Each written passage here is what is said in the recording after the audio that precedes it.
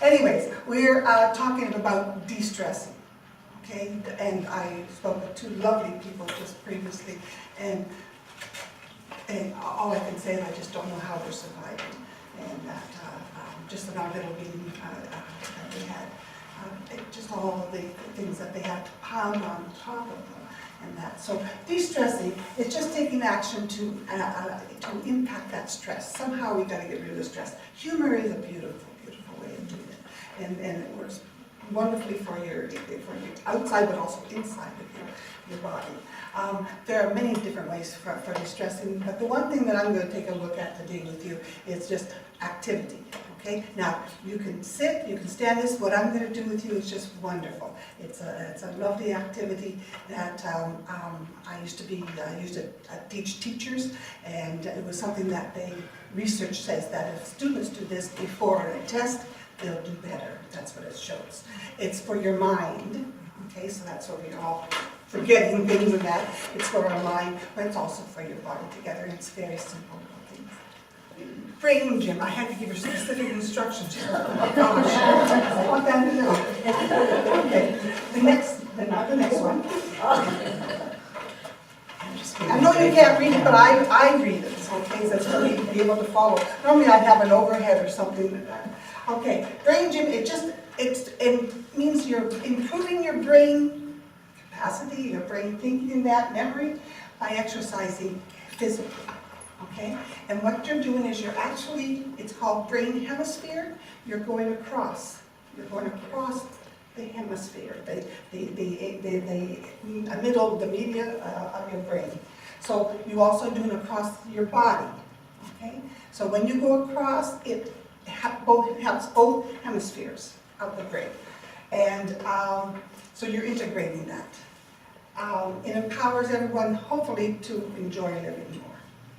Okay, it has been proven. If you go onto the Google or whatever, there's lots said about it and that. And as I said, I've had many teachers who've used it in the classroom. The kids love it. It's very, very simple. It'll take us 3 minutes here. And what I always do, I said to Heather, and she laughed, I sometimes do it when I put the microwave on, and I'm waiting and stand there waiting. I'll do these specific little exercises. Doesn't hurt me. It's a little bit of physical part, but it also, maybe it's helping my brain. They talk about brain gym helping you to concentrate and focus, so you'll be really focused for the presentation. Your memory, academic, reading, math, and test taking. That was the number one that the teachers talked about. Physical coordination, relationships. Well, if you're in a better mood, maybe it helps with relationships. Self-responsibility, because you're taking the ownership of doing it. Organizational skills, because your mind is more memory and all those things, as well as your attitude, hopefully, will increase. Number 4. Vanna, please. Thank you. Okay, these are the ones. Now, you can stand, you can sit, whatever is better. It's nicer if you stand. First of all, brain gym talks about water as being the nutrient of the brain. Okay, so you're always supposed to have water. Okay? Whenever I talk teachers, I always say to them, you have to have water on your. And then you can also, when you get better, you can also just close your eyes and enjoy it. Okay, and maybe if we, after we go through once, if you enjoy it enough, you might be able to convince Meredith to continue doing this next week. Or someone, Heather, or whatever, to continue, because the format, because I will leave the whole format with. Okay, one of the things that we do is we do a figure 8 or infinity sign. So just with your arm, yeah, just that's easy. Just all you're doing, remember, it's the midline that you're going across. Okay, do with the other one. And then eventually, you can do it with the 2 hands together.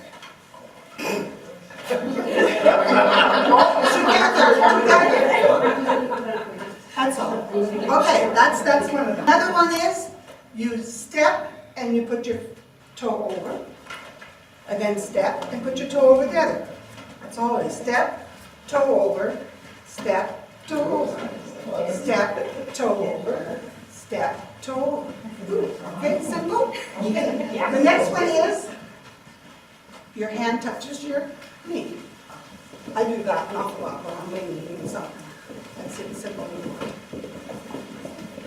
All right, the next one, they get a little bit harder. Your hand touches your ankle. And now you don't have to touch it all the way because I can't get there. But just do the best you can. Please, nobody fall.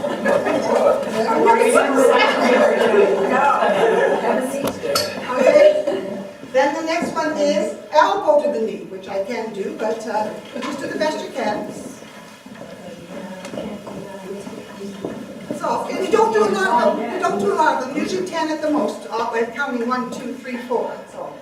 And then your hand touches the back of your elbow. But you're crossing over. You're crossing over. Oh, you're always cross over. Okay? And it's not a lot, it's only 10 little things. Yeah. And then how you always end up, you cross your arms, come up, and breathe. So you're all crossed. I'll turn this over, and we'll start with the music. In between each of them, you just, I do 1, 2, 3, 4, 5, 6, 7, 8, 9, 10, and then I'll explain what the next one we're going to do, and then we'll do it. Okay? So we're just going to talk a few minutes. I've told you a little bit about me as a caregiver, and that I am truly also experiencing some caregiver stress. I would like you to talk to me about how you think your caregiving has affected you in terms of your body. So can you give me some ideas of what might be happening because of stress, because of being a caregiver? I was going to say, right now my blood pressure is sort of out of control. Yep. Blood pressure is just absolutely. And my hair is falling out now. Dear. What, everyone's fine? Heart races. Heart races. Yeah. Stomach time, Along with that, you might as well put IBS. Yes. Irritable bowel syndrome. You got it. I mean, That's it.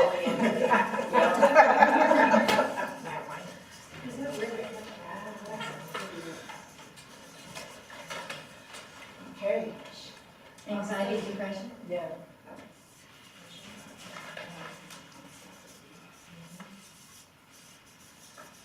Overeating. Yep.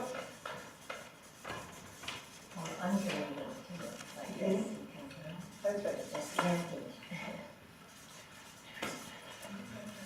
Not eating enough or well. Well, that's Yeah. right. What's the main one? Chronic fatigue. Yes, I'm so tired. Yes, fatigue. And it can be chronic. It can be insomnia. It can be just not having enough time to sleep, being interrupted, having to give medication or go to the bathroom or take someone to the bathroom, not getting enough rest, period. Name a few more. Addiction? Addiction? Yes, a tendency towards addictive behaviors. So that's where I've been having an ice cream every single day for about 3 months now. But that kind of thing, finding comfort in something and then going overboard with it. So some people end up taking medication and then maybe overusing that a little bit, but you can really get caught in needing to sleep, needing to take something, then needing it for something else, because we're not learning to find other ways to cope. And we're not combining our awareness of what's wrong with what else we can do to help it. It's not just that your person will get well, or that they will meet their end, or that someone will come in and take over. Even that doesn't take your stress away. It means that we have the responsibility to ourselves and to our person to find ways to cope that are more healthy. So we have the addictive behaviors.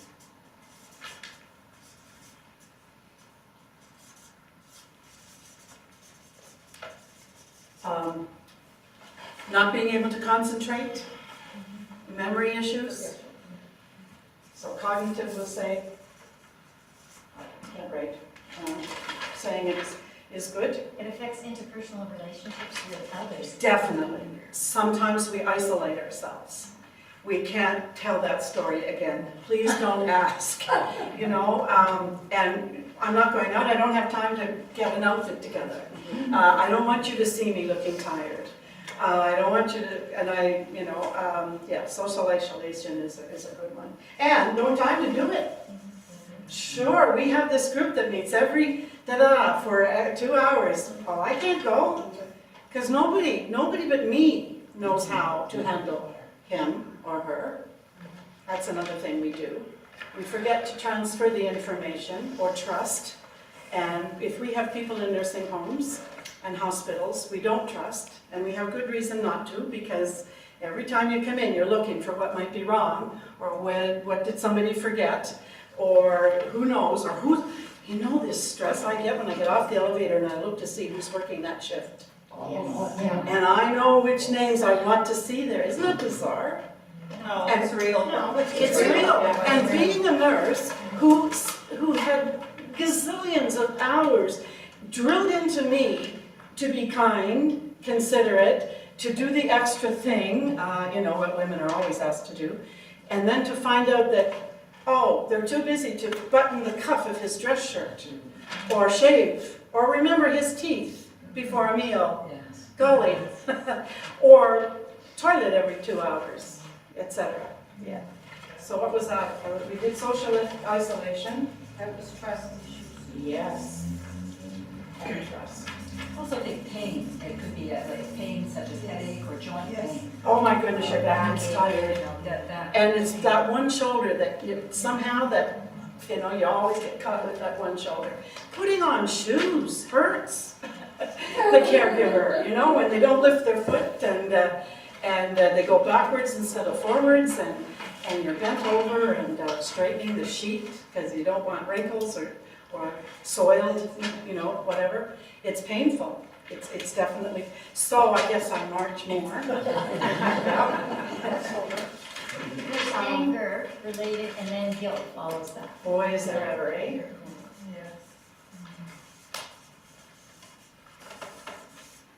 And those two things have a big effect on the body, that's for sure. Tighten, we close down, oh, the guilt, my word. I wear it like a coat. I'm so good at it. Put on that cloak of guilt. But you have to say, I'm tired. I'm scared to go. I'm scared to go see my dad, he's 99, because I'm afraid of what I'll find. And then when I get there, I don't want to leave, because I found a way to do all the things I want to do. My brother comes, now it's okay, but the first time he came, I couldn't possibly give him enough information about how to care for my dad. You know, this year's better than that year. He likes this, but he doesn't like that. You know. Keep a journal, by the way. If I can say one thing that has helped me, I have a book of the day, a paper of the day. And if I write, and then I can look back and say, oh yeah, that's when she told me that, or he told me this. And when people come in and they relieve you, you can write down what you need, but what they have seen and what they've done for you. As a caregiver, I found that very, very, very helpful. I can go back, and then when my brother comes, he can look back over the months and see when my dad said something funny, because it does happen. Okay, so we've looked at the signs of stress. One of the other things, and we sort of touched on it, but we forget to look after ourselves in terms of how we look, because we're tired. We don't have time. We didn't do my laundry, I did his laundry, and so on. We have poor eating habits, social isolation, and what about where you're living? Does that take a toll? Yeah, change those sheets. I don't have time to do those sheets or change that bed. Yeah, you get behind. You can't do the dishes because you took that time to eat, maybe. And then you have to get back at feeding or nurturing or buying or preparing or whatever. Okay, page 1. Here we are. Yes, the socialization, and this happened to a friend, a dear friend whose husband died last week. And she said, don't send me any emails. I haven't got time to read. I haven't got time to answer them. You might be offended if I don't answer. And it upsets me. It makes me want to cry. It makes me sad. She was able to say that. But, you know, we have all this generosity to other people that are not coping or not doing well or have had a death. And we want to send a message and we send cards. And this lady was able to say, I can't handle it. Don't. That's okay. And you don't look after yourself medically either. You don't have time, and goodness, how long does it take to get him or her to the doctor or get them in or remember what the issues are? And you don't have time to go and sit in the waiting room for 2 or 3 hours. I mean, your neighbor's already done that once this week, so can't ask them again. So a lack of self-care in that regard as well. So why does that happen? Why do we get sicker? Because we have stress hormones that pop into our life when we're stressed. Our body puts all these extra neurotransmitters and hormones into our system so that we can cope, because a million years ago we learned that we needed a little extra boost when we were going to die or when we were going to be attacked, or we needed the energy to run away. So that's that old expression, fight or flight. And so our body still kicks in with all those extra hormones. The cortisol is the one that does the damage. And that makes us, if we keep that, we get sick. If we keep that very high stress level, it compromises our immune system. It gives us a shot of sugar so that we can get through that moment. It narrows the arteries, which can give us high blood pressure. Our heart rate goes up. Yeah. And the fat goes from where it's stored to where you can see it. And that increase in the fat cells causes weight gain, or you lose weight because you're not eating properly. And you're also craving high caloric food. It's not even ice cream season. Yeah, be aware of sabotage, because it's my husband that buys that ice cream for me every week, because he knows if I have that, I'll be quiet and calm and happy. A few more minutes. So, whatever. Did you get the nerve of a few people around there? I'm just speaking from personal experience. Yeah. So, the long-term effects, I'll just run through them, and I think we've included them all already. Your immune system is suppressed, you have stomach problems, cardiovascular disease, fertility problems. Not that I'm worried about that, that's over. Thyroid problems, chronic fatigue, depression, anxiety, concentration. Here's one, but I'll start with self-medicating, anger, irritability, mood swings, of course. There's just that nerve that someone can just step on in an instant. And low self-esteem. Why, when we're doing all of that, all of this, we feel so bad about ourselves? Why? What do we say? I'm not strong enough. I should be able to do this. You didn't do enough. Didn't do enough. I should have started that sooner. I should have noticed that sooner. I should have. And we can't do that. One person that I knew went into therapy and counseling, and she had her business cards set up to say, I will not should have myself today. I will not should have myself today. So there we go. No should have, would have, could have.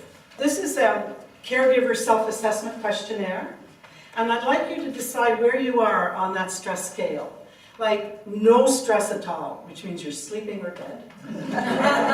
Or a ton of stress, which is maybe where you are sometimes during the day or the week or the month or every day. And there's just questions to tick off, and then you can assess to see, oh my goodness, I'm in trouble, or not so bad, etc. Oh, and the last one is, Go to the doctor and join a support group, get more information and so on. So I'll leave these for you to pick up after. We're talking about, it's a handout about self-care. So self-care isn't just about this physical stuff. What else is it? You have to take care of yourself physically, emotionally, spiritually. That's where we can really get a lot of help. No guilt, but we need to nurture the spiritual side. Get outside, go for a walk, sit on the back porch for a few minutes, smell spring coming, even if you can't feel it. And psychological self-care. So I'll give you some of these. I think most of them, you'll know it's not unfamiliar, but it's a reminder. And you'll be surprised at how many of these you do, but maybe don't do often enough, or don't realize that it's important to keep doing it. Okay, so. What do you think is the hardest thing about taking care of yourself? Finding time. Finding the time. Yeah, for sure. And trust, in terms of, can someone else give me a half an hour or whatever? I read somewhere that if you take a healthy parent in your house, so somebody who is maybe doing their own laundry, making their own meals, helping you with the dishes, a healthy senior as a parent into your house, the length of time between that person's arrival and you show physical signs of illness is 18 months. Yes. And that's with a healthy senior. Mm-hmm. So when you look at the caregiving that you're doing, you really have to look after yourself because you're not going to have 18 months. It's going to be a much shorter time before your blood pressure goes up or you have insomnia, all those kinds of things. And if you become sick, what happens to the person that you're caregiving for?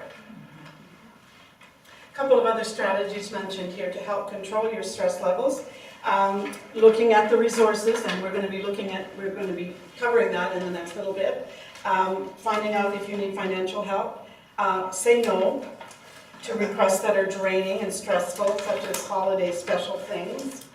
You know, we got to have Christmas dinner here because we always did, and he would like it, or she would expect us to use the good china and have everybody around the table. Well, they can all bring the food. Forgive yourself for imperfections, because there's no such thing as a perfect caregiver. We can never meet our own standards. Identify what you can and cannot change. My dad is dying. I have to come to terms with that. As I lose him through dementia, I'm losing him physically every day, a little bit more. I can't change that. But what can I do? I can be there within reasonable hours and time and whatever. I can get him talking and stay long enough to figure out where he is in that conversation and who's there. You set realistic goals, break big tasks into smaller ones. Prioritize, make lists. I would say keep that little journal book by the bedside. Keep in touch with family and friends. Don't be burdened by it. I just couldn't text anymore. And all the people in Glace Bay that are calling about my dad, I can't call them. So I asked my brother, here's the list of people that need to know how he is. Please send a letter. Please send out the Christmas note. Because in the evening, I'm thinking about other things, and I'm too slow on the iPad anyway. So someone, like he can do that. I have to tell my brother how things are. My sister needs to know what's going on. They can pass it on. They can take those calls. Make time to be physically active most days, even if it's a short walk. See your doctor regularly. Keep your sense of humor. Try that positive thinking. I'm doing the best that I can. Nobody will ever doubt that I'm doing the best that I can. Find out about the resources, and if you work outside home, maybe you need to take a break from the job. And again, finances and leave of absence, and find out about those things, or find someone that will help you find out about those things. Now, I'm just going to find one more joke, if I can find, oh, here it is. Am I going upstairs or down? Am I done or am I just beginning? What is it? Okay. Oh So an ancient lady called 911 and she said like, some stuff has been stolen from my car. The car's been broken into. And she's quite hysterical. And she says like they took the stereo, the steering wheel, the brake, the accelerator. And the dispatcher said, you know, stay calm, be brave. There's an officer on the way. And then the officer calls in and he said, disregard. She got in the back seat by mistake. A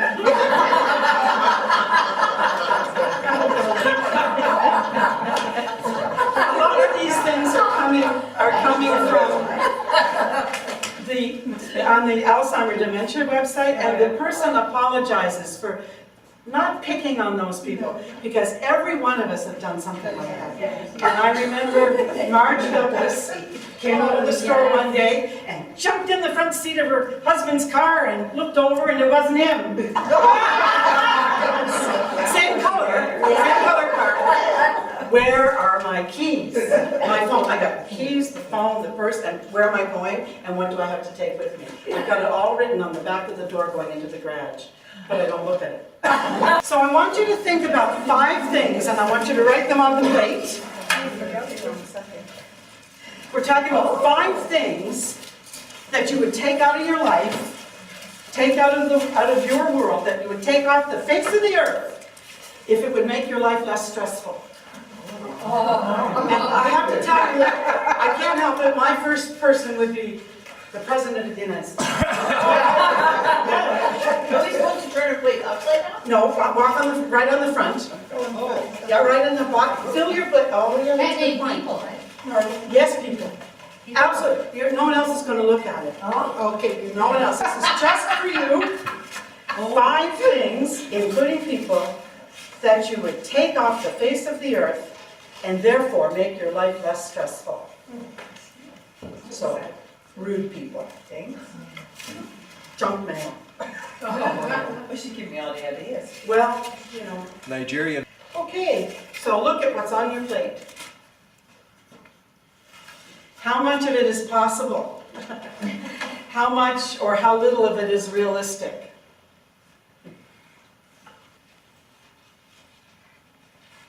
And then I'm going to ask you to turn your plate over. And what do you want to see on your plate? If you can think of 5 things or 1 thing or 2 things. What do you want to see on your plate? Does anyone want to share anything?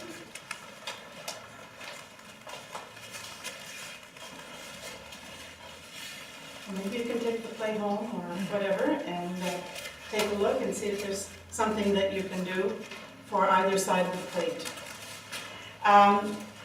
Here's some other things that we can do. Remember that you can't fix the situation always, but you will, and you won't always be appreciated. So sisters, brothers, daughters, sons, friends, neighbors may not respect what you're doing, may not appreciate what you're doing, but you know you have to. And I would urge you to find the person who does. Find a friend if need be, because family members can be difficult, and you're the one that's there. And they'll say, well, stop doing that, for goodness sake. If you're having such a hard time, put them in a home. If you're having such a hard time, get somebody else. I'm not going to help you, but find somebody else. Stop talking about how tough this is. Find someone who will listen, who understands what's happening. Keep the high-calorie food out of the house. Stay hydrated. Be careful with caffeine, especially if you are having trouble catching that nap or falling asleep. Keep your meals simple. Fruit, veggies, grains, nuts. Avoid alcohol and cigarettes. Exercise. Ask for help. This way. Don't forget the dentist. Go to the doctor regularly as needed. And when you go to the doctor, try to find your own time. Not to go with your partner or your person you're helping. You need your own time, and you may need a private conversation for sure. Join your friends for coffee, even if it's just having them doing a Tim's run and meeting you in the front room or the back porch or on the front lawn for a few minutes. That's a huge, huge help. Use humor, sleep, pray, meditate, exercise, and try to find 10 minutes of me time, whatever it can be, my ice cream. But maybe a healthier snack will develop in the next few weeks. Find me time. There's a thing called, and when I first heard it as a stressed caregiver in my job, when I heard the words compassion fatigue, I wept. I couldn't believe that those 2 words were what I was going through, explained completely. That's why many of us, we can't watch the news anymore. I've had enough. I cannot do bad news anymore. I can't, because you have to wait an awfully long time to get to the good news stories when you listen to the news. Compassion fatigue, it starts with when you're as a caregiver, you're really keen. You know, I'm going to do this, I set up the room nice, I'm going to have a good schedule, I'm going to, make sure he, she always looks good, and you're in the zealot phase. You know, I can do this, this is important. Then you move into irritability. If it's one more time that I have to say, it's supper time, or you already had your, well, you don't even say you already had your supper. One more time that one person just says one thing or does one thing, even though it's your loved one, you can just get really, really irritated very quickly when you're that tired and that stressed. You move into withdrawal, then you don't want to explain it anymore, you don't want to tell anybody, you're tired of them saying, how are you doing? Like, it's the same story, nothing's changing, like, you don't want to hear this anymore, do you? You don't really want me to tell you how things are. Some of your friends will. And then you move into the zombie stage. You might not get out of your pajamas. You can be that stressed as a caregiver that you're just going through the motions, you're not keeping up with your relationships or your exercise or your hydration, and that's just extreme wearing out. We used to say burnout, but compassion fatigue is a good thing. Anything to share, any stories or comments? Were you surprised at what you wanted to take out of your life that would make your life less stressful? Okay. Good. Well then, hopefully you found some good things to put on the other side. Thanks, David.